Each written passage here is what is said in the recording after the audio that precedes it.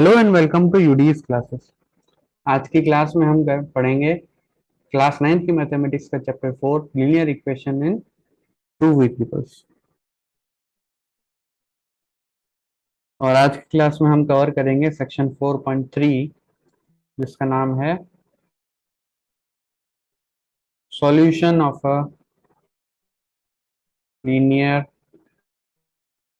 Equation. So what do you mean by solution? अपनी पिछली class में हमने कुछ एग्जांपल्स लिए थे linear equations in one variable के। तो for example x plus one is equal to 0।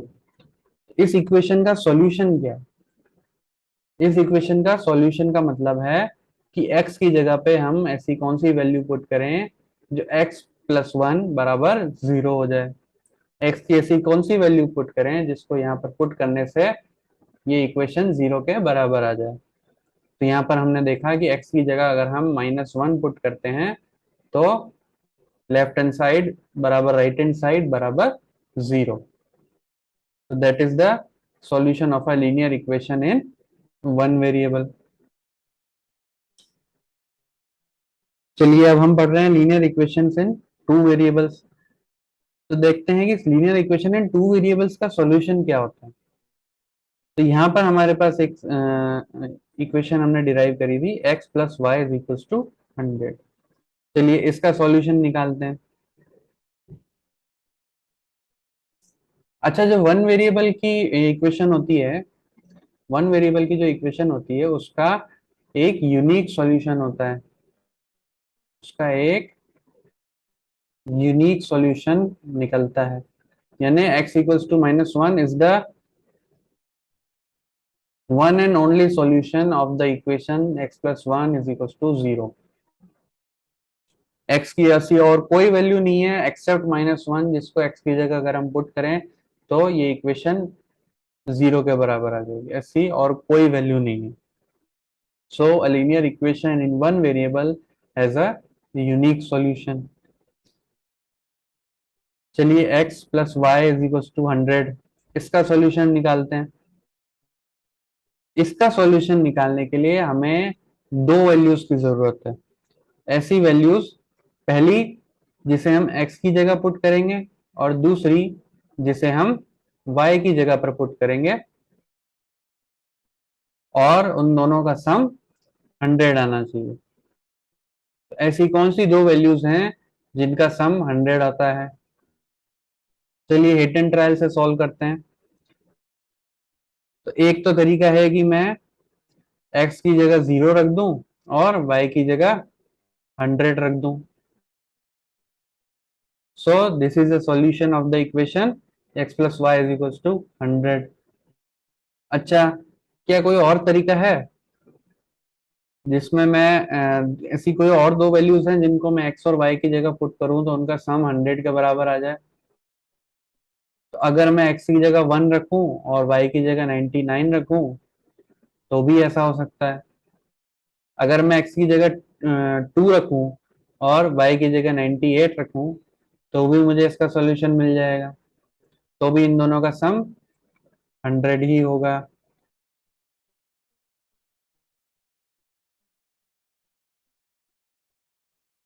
So, इस तरह से मैं और भी कई सारी वैल्यूज निकाल सकता हूँ जिनका सम 100 के बराबर होगा।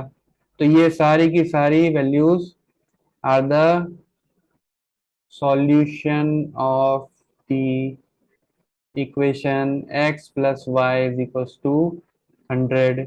ये सभी x plus y is equals to 100 ये जो इक्वेशन है इसका सॉल्यूशन है।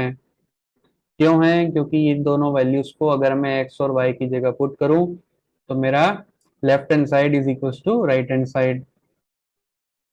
भाई मेरा एम क्या है कि मैं इन दो ऐसी दो वैल्यूज चाहिए जिनका मैं अगर सम करूं तो बराबर 100 आना चाहिए। और यहाँ पर मुझे सभी वैल्यूज ऐसी मिल रही हैं जिनका सम 100 के बराबर आ रहा है, यानी ये सभी वैल्यूज इस इक्वेशन का सॉल्यूशन है। और इस सॉल्यूशन को हम कैसे रिप्रेजेंट करते हैं? इसे हम एक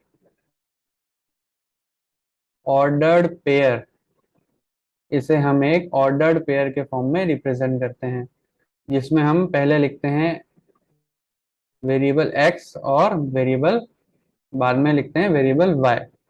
तो पहले हम लिखेंगे x की जगह हमने क्या वैल्यू पुट करी थी। फॉर एग्जांपल इस सॉल्यूशन को कैसे रिप्रेजेंट करेंगे, 0,100, इसे रिप्रेजेंट करेंगे 1,99 और इसे रिप्रेजेंट करेंगे 2,98। यानी मुझसे अगर कहा जाए कि मेरे पास एक इक्वेशन है x plus y is equal to 100 और इसका सॉल्यूशन है, इसका solution in a particular condition मुझसे कहा जाता है कि है 2,98। इसका मतलब x की वैल्यू है 2 और y की वैल्यू है 98। x की वैल्यू है 2 और y की वैल्यू है 98। तो ये x plus y equal to 100 जब हमने डिराइव की थी तो यहाँ पर x क्या था, x was the marks scored by student A in mathematics. x was marks scored by A in mathematics is equals to 2 और y क्या था, marks scored by A in science, ये कितना हो गया 98। तो अगर हम इस सॉल्यूशन को गलत तरीके से इंटरप्रेट करें, यानी अगर हम x की वैल्यू 98 बोल दें और y की वैल्यू 2 बोल दें, तो मैथमेटिक्स के मार्क्स 98 हो जाएंगे और साइंस के मार्क्स 2 हो जाएंगे।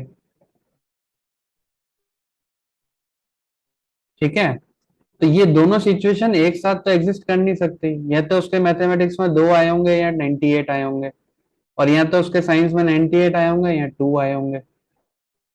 सो ये जो सॉल्यूशन है इसको ऑर्डर्ड पेयर में इसीलिए लिखा जाता है ताकि हम इसे सही से इंटरप्रेट कर सकें, सही से समझ सकें। तो मैथमेटिक्स के मार्क्स कितने हैं, मैथमेटिक्स के मार्क्स इस केस में है 2 और साइंस के मार्क्स हैं 98।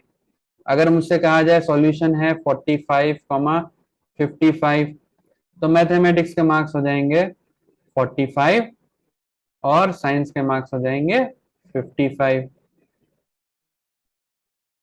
तो इसीलिए हम लीनियर इक्वेशन इन टू वेरिएबल्स के सॉल्यूशन को ऑर्डर्ड पेयर में रिप्रेजेंट करते हैं।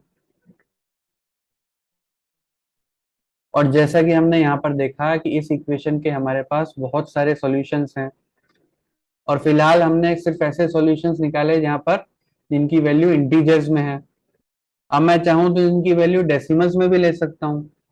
फॉर एग्जाम्पल अगर मैं कहूँ एक्स का सॉरी स्टूडेंट ए के मैथमेटिक्स में मार्क्स आए 40.5, 40.5, इसी के साथ उसके साइंस में कितने मार्क्स आए होंगे, उसके साइंस में आए होंगे 59.5। तो इन दोनों का सम हो गया 100। इस तरह से मैं डेसिमल वैल्यू में भी इस इक्वेशन के सॉल्यूशंस निकाल सकता हूँ। डेसिमल में भी मैं इस इक्वेशन के सॉल्यूशन निकाल सकता हूँ। अच्छा, ये एक जो मेथड अभी हमने पढ़ा ये था हिट एंड ट्रायल, ये तो हमने हिट एंड ट्रायल से सॉल्यूशन निकाले। अब एक और तरीका है, अब वो क्या है, अगर मुझे मान लीजिए दिया जाए कि एक्स का सॉरी स्टूडेंट ए के मैथमेटिक्स में मार्क्स हैं 45, तो उसके साइंस में कितने मार्क्स होंगे। तो ये कैलकुलेट करने के लिए मैं एक्स की जगह 45 रख दूंगा plus y is equal to 100। अब मैं 45 को राइट हैंड साइड में ले जाऊंगा तो y is equal to 100 minus 45, so y is equal to 55। इस तरह से भी मैं इस तरह से भी मैं इस इक्वेशन के सॉल्यूशन फाइंड आउट कर सकता हूं।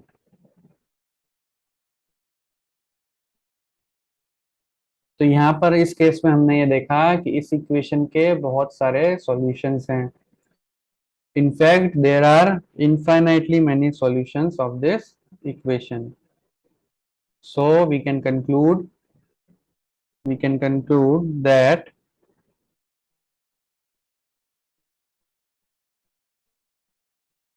a linear equation in two variables has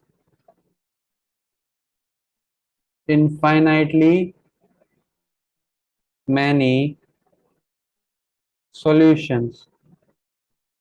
A linear equation in two variables has infinitely many solutions.